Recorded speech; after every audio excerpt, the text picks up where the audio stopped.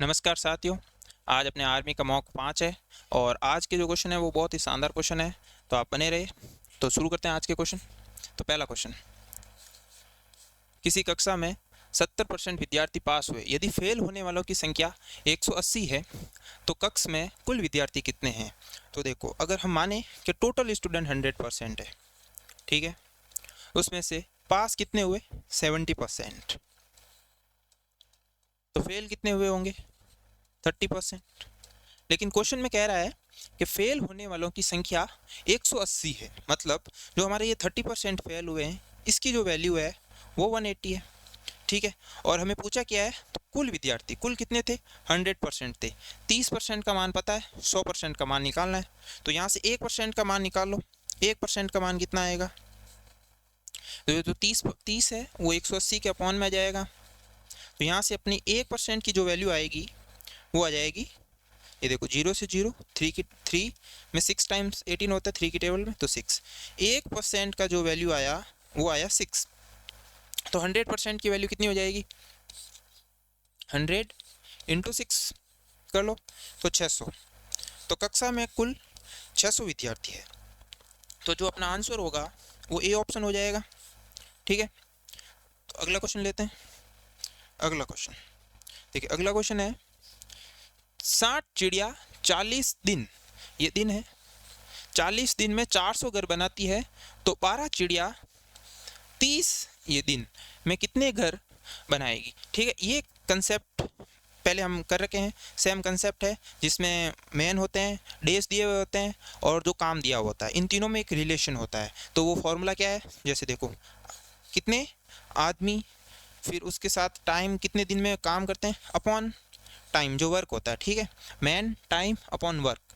तो ये जो बराबर होता है, पहले कितने आदमी थे 1 वाले, फिर ये होते हैं दूसरे आदमी कितने दिन में कितना काम करते हैं। तो ये वाला कंसेप्ट था कि M1 में T1 डेज में W1 काम करते हैं, तो M2 T2 डेज में W2 काम करते हैं। तो ये कंसेप्ट इसमें लगेगा, ये फॉर्मूला होता है। तो जैसे इसमें देखो, जो अपना में M1 है वो क्या हो जाएगी 60 चिड़िया, चाहे चिड़िया करो चाहे आदमी करो, काम तो कर रहे हैं। तो कितने लोग काम कर रहे हैं, 60 चिड़िया काम कर रही है।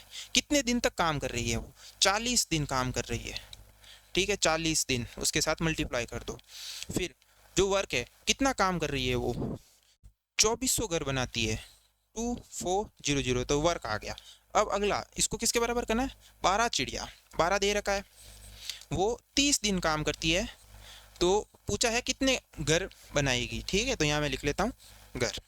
तो उनको ये वाला काम करना है, इनको ये वाला काम करना है। तो अब ये देखो, ये 2 जीरो से 2 जीरो चले जाएंगे, और ये 6 और 4 कितने होते हैं 24, मल्टीप्लाई में है, तो नीचे भी 24 है, ऊपर भी 24 है, तो 24 से 24 चला जाएगा। तो जो घर का मान है, कितने घर बनाएगी, वो आ जाएगा 12 इंटू 30, जो होता है 360। 12 की टेबल 3 बार बोलो, 36, और ये जीरो लग जाएगा। तो अपना आंसर ये हो जाएगी। तो 12 चिड़िया 30 दिन में 360 घर बनाएगी, अगर 60 चिड़िया 40 दिन में 2400 घर बनाती है, ठीक है। तो अपना आंसर हो जाएगा बी ऑप्शन। तो अपन अगला क्वेश्चन लेते हैं। अगला क्वेश्चन, अगला क्वेश्चन वापस से अपने एसआई पर आ गया, सिंपल इंटरेस्ट पर क्वेश्चन है, लेकिन ये थोड़ा अलग कंसेप्ट है। इसमें क्या कह रहा है, देखो, एसआई एसआई की दर से कोई भी, मतलब सिंपल इंटरेस्ट की रेट है, कोई भी रेट हो सकती है, मान लो R% है, ठीक है, की दर से कोई 5 वर्ष में तिगुना, ये मतलब 3 टाइम्स है, ये तो गुना तिगुना 3 टाइम्स, ठीक है, हो जाता है, तो कितने समय में 17 गुना हो जाएगी। If an amount triples in 5 years at the rate of SI, then in how much time will it become 17 times. तो इसमें देखो, मान लो कि कोई एक चीज़ थी, वो 5 साल में 3 हो गई, ठीक है, ये कह रहा है ट्रिपल्स इन 5 years। तो इस पर ब्याज कितना मिला उसे, 2 का। तो अगर 5 साल में 2 का ब्याज उसे 5 साल में मिल रहा है, ठीक है, तो अब वो कह रहा है 17 गुना, मतलब एक थी 17 हो गई, ठीक है, तो कितना बड़ा 16, तो 16 इंटरेस्ट उसको कितने साल में मिलेगा। अगर 2 5 में मिल रहा है तो 16 कितने में मिलेगा, एक का मान निकालो, 5/2, अब इंटू 16 कर लो, 16, 5/2 इंटू 16, देखो 2 की टेबल से ये 8, तो 5 इंटू 8 40 ईयर्स में, ठीक है।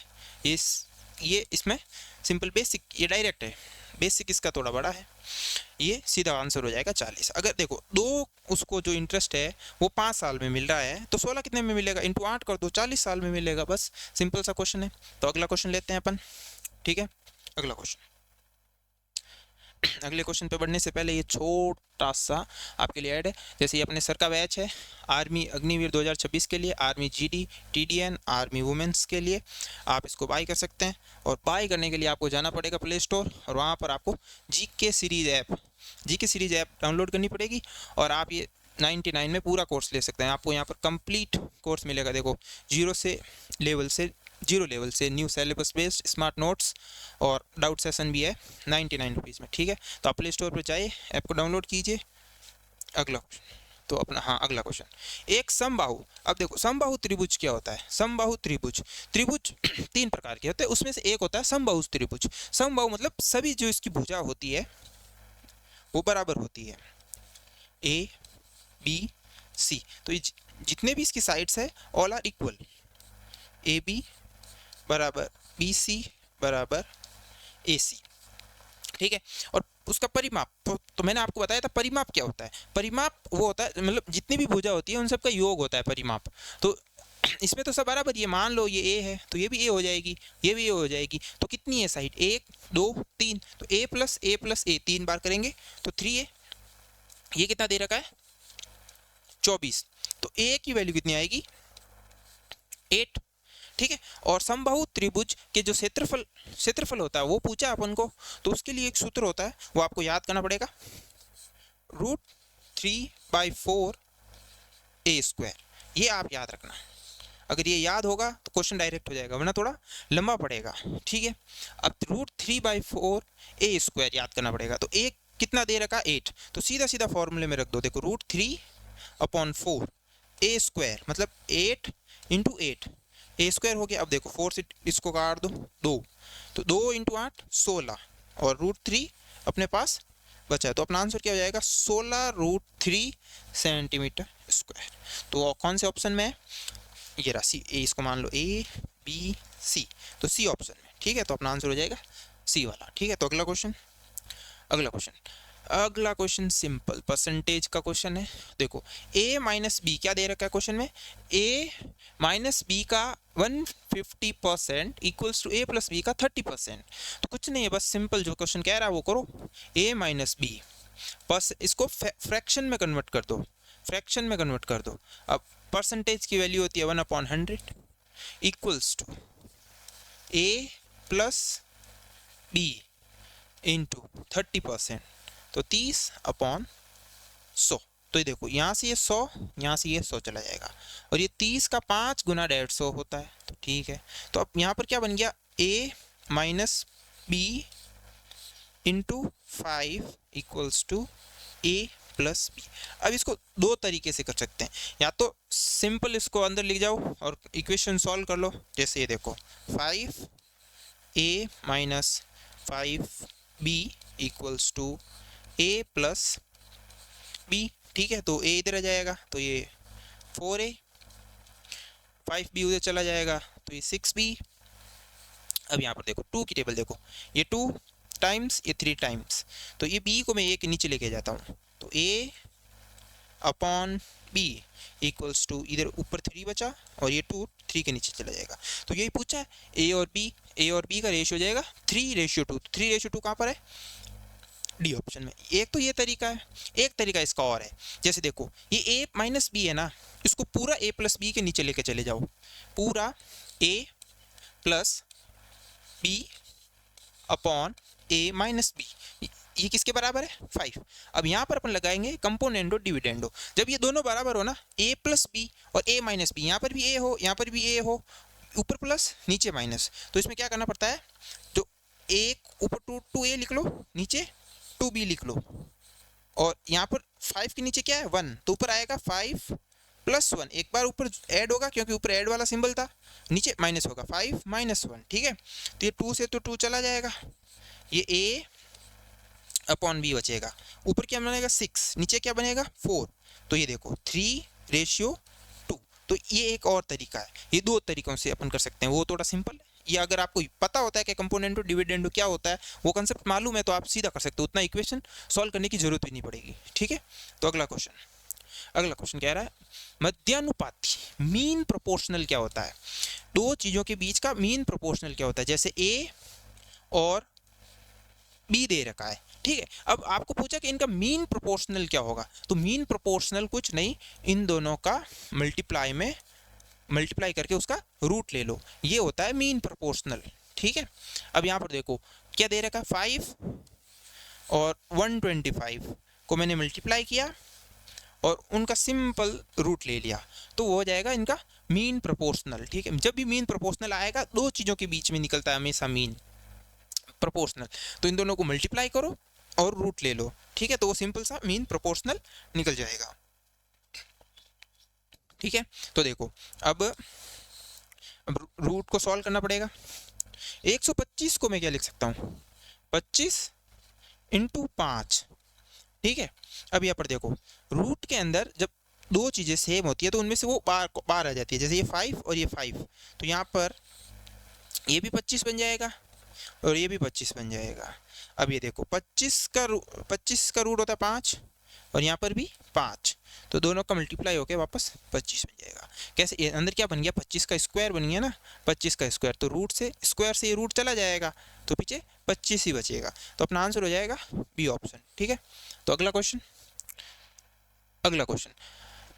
क्वेश्चन ये है एलसीएम के कंसेप्ट पर बेस्ड। ठीक है, एलसीएम का कंसेप्ट ऐसे डायरेक्ट तो एलसीएम पे क्वेश्चन कम आते हैं, उसका यूज ले लेते हैं क्वेश्चन में, तो उसी कंसेप्ट एलसीएम का कंसेप्ट का यूज लेके ये क्वेश्चन बना है। जैसे 3 घंटियाँ 12, 15 और 18 सेकंड के अंतराल पर बजती है, यदि वह 8:35 पर एक साथ बजती है तो दूसरी बार कब एक साथ बजेगी। ठीक है, अगर पहली बार 8:35 पे वो तीनों घंटियाँ एक साथ बजी, तीनों घंटियाँ की आवाज़ एक साथ आई, तो वापस तीनों घंटियों की आवाज़ एक साथ कब सुनाई देगी, अगर जो ये पहले वाली घड़ी है वो यहाँ बजी, फिर 12 सेकंड बाद वापस बजती है। ठीक है, 12 सेकंड बाद, और ये जो दूसरी वाली घड़ी है वो अभी देखो यहाँ पर तीनों साथ में बजी। ठीक है, लेकिन वापस ये 15 सेकंड के बाद यहाँ पर बजती है 15, और अगली वाली 18 सेकंड पर बजती है। देखो अब साथ में नहीं बजी, तो कौन से टाइम पर ये वापस तीनों साथ में बजेगी, तो अपन को इन तीनों का एलसीएम लेना पड़ेगा, तभी तीनों में फिर वो वापस मल्टीप्लाई में एक साथ आ जाएगा।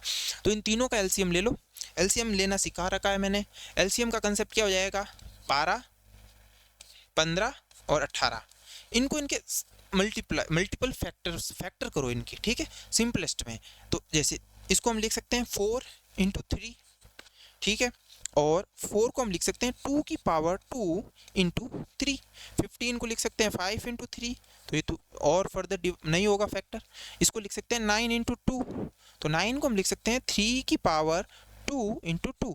अब मैंने बताया था, जैसे देखो 2 यहाँ पर है, तो 2 की हाईएस्ट पावर वाला लेना है। 2 की हाईएस्ट पावर यहाँ कितनी है, 2, तो ये हो जाएगा 2 की हाईएस्ट पावर वाला हमने लिया 2। फिर 3 में भी जो जिसके ऊपर हाईएस्ट पावर है उसको ले लेंगे, तो 3 का स्क्वायर, और 5 तो अकेला है तो पीछे 5 बचा, उसको ले लो। ठीक है, अब इसको अपन जब मल्टीप्लाई करेंगे तो देखो ये 4, ये 9 और ये 5। अब देखो सिंपल कैसे, देखो जैसे मैंने 5 को इसके साथ किया, क्योंकि ये सिंपल है, यहाँ पर 0 बन जाता है।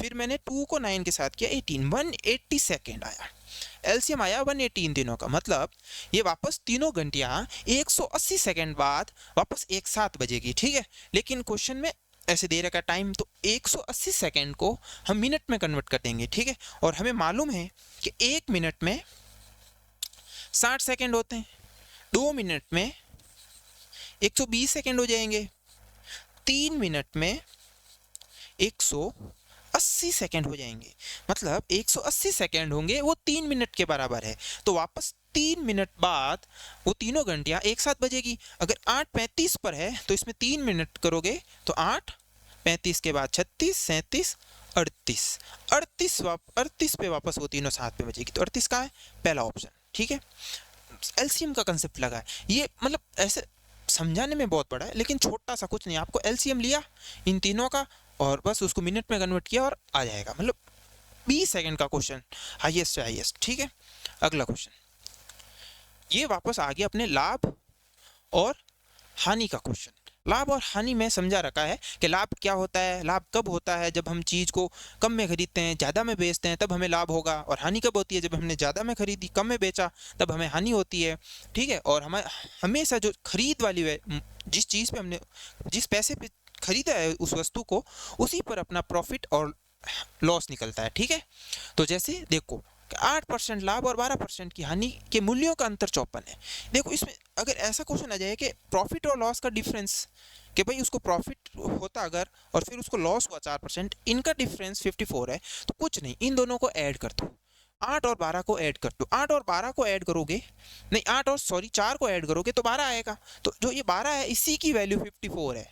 ठीक है, और अब यहाँ पर वस्तु का क्रय मूल्य ज्ञात कीजिए। 12 की वैल्यू अगर 54 है तो अपन को 100 की वैल्यू निकालनी है, क्योंकि 100 पर ही हमने ये चीज़ें मानी। जैसे ऐसे देखो, ये मैंने माना कि 100 वाली 100 रुपये हैं, ठीक है, तो उस पर अगर आपको 8% प्रॉफिट हुआ तो 100 का 8% तो 8 होता है, मतलब आपने उस चीज़ को 108 में बेची।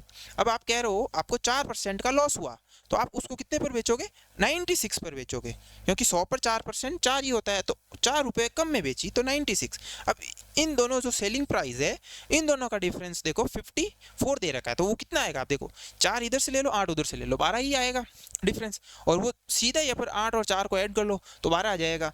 तो ये सिंपल छोटा हो जाएगा। अब देखो अगर 12 की वैल्यू 54 है तो 1 की वैल्यू 54 अपॉन 12।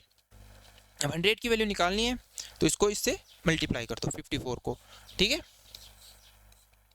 54 upon 12 into 100। अब इसको सॉल्व कर लो। जैसे इसको मैं 4 की टेबल से करता हूँ तो ये 3 टाइम्स और ये 25 टाइम्स। ठीक है, अब इसको 3 की टेबल से चला जाएगा, ये कितना आ जाएगा, ये 18 3 जा 54, 18 की टेबल याद होगी अगर। अब बस 25 इंटू 18 को मल्टीप्लाई कर लो। अब देखो 25 की टेबल में 8 में 200 आता है, सीधा 200 लिख लो, और 5 और 2 लिख लो। ठीक है, तो ये आ जाएगा 450। कितना आ जाएगा, 450। ठीक है, तो अपना आंसर हो जाएगा थर्ड वाला अपना आंसर हो जाएगा। अगला क्वेश्चन, दो सह अभाज्य संख्याओं का HCF क्या होगा।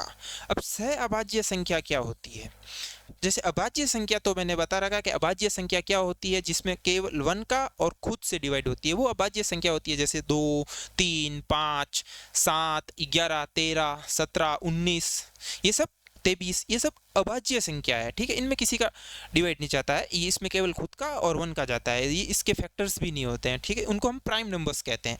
लेकिन को प्राइम क्या होते हैं, जैसे इसमें प्राइम आया लेकिन आगे को लगा हुआ, को प्राइम सह अभाज्य, ऐसी दो संख्या जिनमें कुछ भी कॉमन नहीं हो। वो जरूरी नहीं है कि वो प्राइम हो, वो नेचुरल नंबर्स में कुछ भी हो सकता है, इवन ऑड।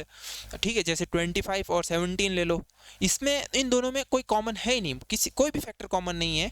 जैसे 5 का 3 का 2 का कोई भी कॉमन फैक्टर नहीं है, तो वो होते हैं सह अभाज्य संख्याएं, को प्राइम नंबर्स। लेकिन उनमें केवल 1 कॉमन होता है, अगर उनका हमको HCF कहेंगे तो उनमें केवल 1 होता है। ठीक है, तो इसका आंसर ये याद रखना हमेशा कि 2 को प्राइम नंबर्स दे रखे हैं अगर अपन को, तो उनका HCF विल बी 1। ठीक है, तो अपन को ये याद रखना है, ये क्वेश्चन नहीं, ये कंसेप्ट ही है, एक क्वेश्चन के रूप में आया हुआ कि 2 से अभाज्य संख्याओं का HCF 1 होता है, हमेशा 1 होता है। ठीक है, तो इसको याद रखेंगे सीधा।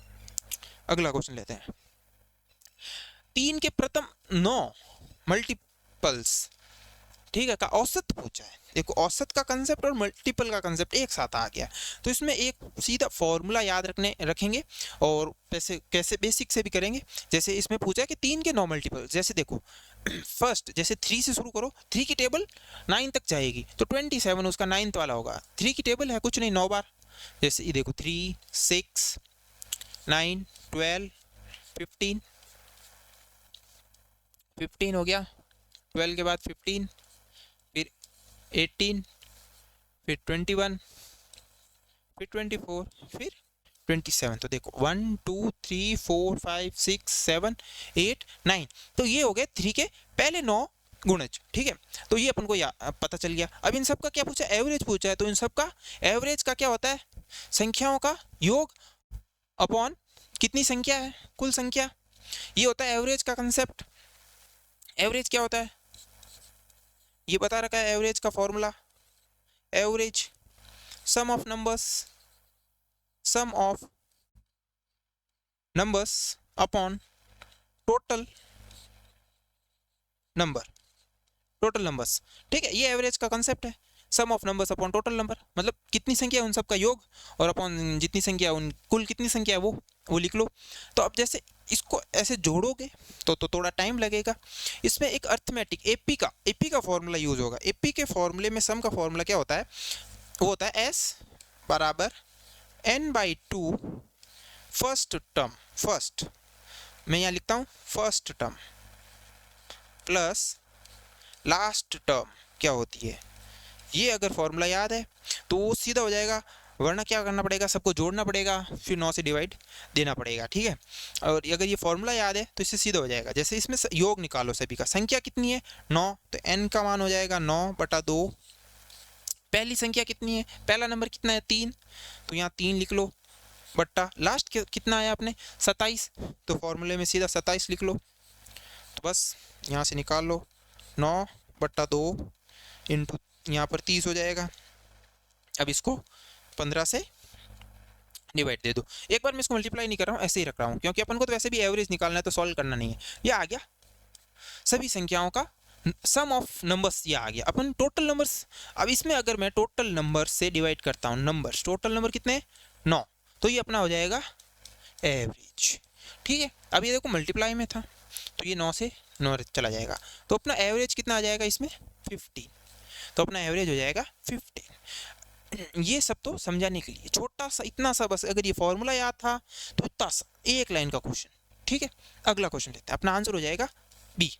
ठीक है, अगला क्वेश्चन है निम्नलिखित का मान ज्ञात करें। अगर ये रूट का कंसेप्ट है, अगर आपको मालूम है ये किसके स्क्वायर्स हैं, अगर स्क्वायर याद होना जरूरी है। ठीक है, या पॉइंट कैसे हटता है स्क्वायर में वो भी समझ लो। जैसे कल ही बताया था कि पॉइंट के बाद कितने डिजिट हैं उतने 10 के मल्टीपल में वो चला जाता है। ठीक है, तो 4/100 हो जाएगा प्लस 6/100 हो जाएगा प्लस 1225/100 माइनस 8.2 ही पड़ा रहने दो इसको। ठीक है, इसको अपन 8.2 रखते हैं। ठीक है, वो 8.2 मल्टीप्लाई में नहीं है। तो अब देखो एक चीज होती है जो ये होता है 1/a, इसको अपन 1 की पावर a की पावर -1 भी लिख सकते हैं। इसको ऐसे दो तरीकों से अपन रिप्रेजेंट करते हैं। ठीक है, इसको अपन ऐसे लिख सकते हैं। ये इसमें अगर मैं लगाऊं वो कंसेप्ट, जैसे वो लगाता हूँ, देखो 4, अब 4 का रूट होता है 2 और 100 का होता है 10, फिर यहाँ पर है 625। ठीक है, 6 तो वैसे रूट निकलेगा नहीं, ये होता है 25 का, सीधा अगर याद है तो अपॉन 10। फिर अभी रूट निकालना मैंने बताया था आपको, मैंने बताया था 8225 का, ये 1225 का है। मैंने क्या बताया था, यूनिट डिजिट देखो, यूनिट डिजिट इसमें क्या है 5 है, तो 5 हमेशा 5 के जो यूनिट डिजिट होगी रूट की उसी के 5 ही आएगा उसमें। ये 2 का बना लो इसमें 12। अब 12 किसके स्क्वायर के बीच में आता है, 3 के और 4 के। ठीक है, तो 3 का 9 है, 4 का 16 है, 12 किसके ज़्यादा करीब है, इसके 3 के। देखो यहाँ पर 3 का गैप है, यहाँ पर 4 का गैप है, तो 3 के ज़्यादा करीब है, तो अपना आंसर 35 हो जाएगा। 45 नहीं, अगर वो इसके पास ज़्यादा करीब होता तो 45 होता, तो ये 35 का स्क्वायर है। और एक और ट्रिक होती है इसमें, जैसे अपन को किसी का भी स्क्वायर पूछा है जिसके पीछे 5 हो। ठीक है, किसी का भी स्क्वायर देख लो जिसके पीछे 5 हो, जैसे 95 का पूछा है भाई कि 95 का स्क्वायर क्या है, इसके पीछे 5 है, तो देखो जो 5 होता है ना उसका स्क्वायर लिख लो 25, और जो 9 होता है उसको अगली संख्या, उससे अगली संख्या के साथ मल्टीप्लाई कर लो। 9 के बाद क्या आता है 10, तो सीधा 90। एक लाइन में आंसर हो जाएगा कि 95 का स्क्वायर कैसे निकालना है 90। 85 का पूछा होता तो मैं 5 का सीधा लिख देता 25, 8 को मैं 9 से मल्टीप्लाई कर देता 72, सीधा आंसर आ जाता 65, 75। क्या कोई भी निकाल सकते हो, 65 का आप निकाल के बताना मुझे 65 का कैसे निकालेंगे। ठीक है, तो अब इस क्वेश्चन पे आते हैं। तो इसकी जगह लिख देता हूँ मैं 35 और नीचे हो जाएगा 10 माइनस 8.2। ठीक है, तो ये हो जाएगा 0.2 प्लस 2.5 प्लस 3.5 माइनस 8.2। अब इनको ऐड कर लो, देखो 2.5 और 3.5 6 हो जाएंगे, और ये 2 पड़ा है तो 6.2, 8.2, 6.2 में से 8.2 जाएंगे तो कितना आएगा, ये से 2 बड़ा है तो माइनस का 2, माइनस का 2, क्योंकि ये जो माइनस 8.2 बड़ा है 6.2 से, इसके आगे माइनस उसके आगे है, तो अपना आंसर जो आएगा वो नेगेटिव में आएगा। ठीक है, तो ये ऑप्शन अपना आंसर हो जाएगा। तो अगला क्वेश्चन वापस से रेशियो का क्वेश्चन है। जैसे मैंने सेम कंसेप्ट बता रखा, ए रेशियो बी और बी रेशियो सी दे रखा है। ठीक है, ए रेशियो बी है 3:4 और बी रेशियो है, तो मैंने कहा था इसमें जैसे बी कॉमन है दोनों में, तो यहाँ पर बी को सेम करो, या फिर जो ए के लिए बाहर वाला ले लो 24, बी के लिए इन दोनों अंदर वालों को मल्टीप्लाई कर लो 32 और इसको यहाँ पर मल्टीप्लाई कर लो 36। अब पूछा किसको है, ए का और सी का, तो ए रेशियो सी पूछा है, तो ए कितना है 24 और सी कितना है 36। तो अब देख लो किसकी टेबल है, 12 की टेबल में देखो 12 2 जा 12 3 जा, तो 2:3, सिंपल अपना आंसर आ जाएगा 2:3, डी ऑप्शन में। ठीक है, अगला क्वेश्चन यदि एक संख्या का 15% 300 है तो वह संख्या कितनी होगी। तो अब सिंपल क्वेश्चन है, कह रहा है एक संख्या, तो आप कोई भी मान लो एक संख्या, जैसे x मान लो, x का 15% लिख लो, बराबर 300 दे रखा है, तो बस यहाँ से सॉल्व कर लो। ये 15 की टेबल में 30 2 बार, ये 20 हो जाएगा, और ये जब ऊपर जाएगा तो ये 2000 हो जाएगा। और इसमें x मतलब ऐसा, या तो ऐसे लिख लो x मान के, या फिर सीधा देखो 15% की वैल्यू 300 दे रखी है, तो 100% की वैल्यू पूछी है, तो 1% की वैल्यू 20, 100% की वैल्यू 2000। बस सिंपल, इतना लिखने की जरूरत भी नहीं है, सीधा माइंड में करोगे तो भी हो जाएगा, ये तो 2000 हो जाएगा इसमें आंसर, बी ऑप्शन। ठीक है, बस तो आज के अपने क्वेश्चन सारे खत्म हो गए। आई होप आपको अच्छे लगे होंगे, आज के क्वेश्चन काफ़ी अच्छे थे, और वो स्क्वायर वाला जो ट्रिक बताई थी वो आप उसको याद जरूर रखना, 65 का स्क्वायर निकाल के बताना मुझे। ठीक है, थैंक यू।